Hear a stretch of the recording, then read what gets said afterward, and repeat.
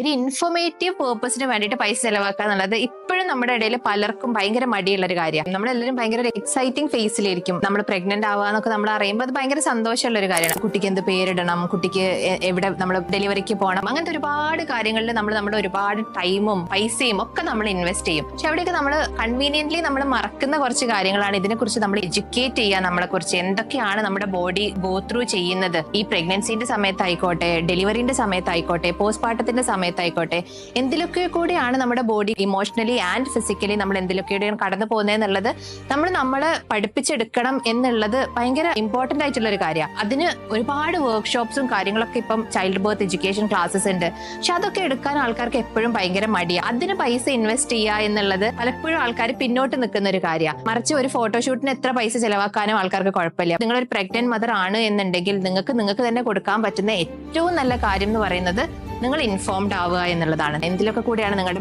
Body കടന്നു പോകുന്നത്, നിങ്ങളുടെ മൈൻഡ് കടന്നു പോകുന്നത്, നിങ്ങൾക്ക് വരാൻ പോകുന്ന ചേഞ്ചസ് എന്തൊക്കെയാണ്, ഡെലിവറി പ്രോസസ് എങ്ങനെയാണ്, പോസ്റ്റ്മോർട്ടം പീരീഡിൽ നിങ്ങൾക്ക് എന്തൊക്കെ സംഭവിക്കും, അതിനൊക്കെ കുറിച്ച് പ്രഗ്നൻസി സമയത്ത് അല്ലെങ്കിൽ നമ്മൾ പ്രഗ്നന്റ് ആവാൻ വേണ്ടിയിട്ട് തയ്യാറെടുക്കുന്ന ഒരു പീരീഡ് ഉണ്ടാവും. ആ സമയത്ത് തന്നെ നമ്മൾ എഡ്യൂക്കേറ്റ് ചെയ്യണം എന്നുള്ളതാണ്.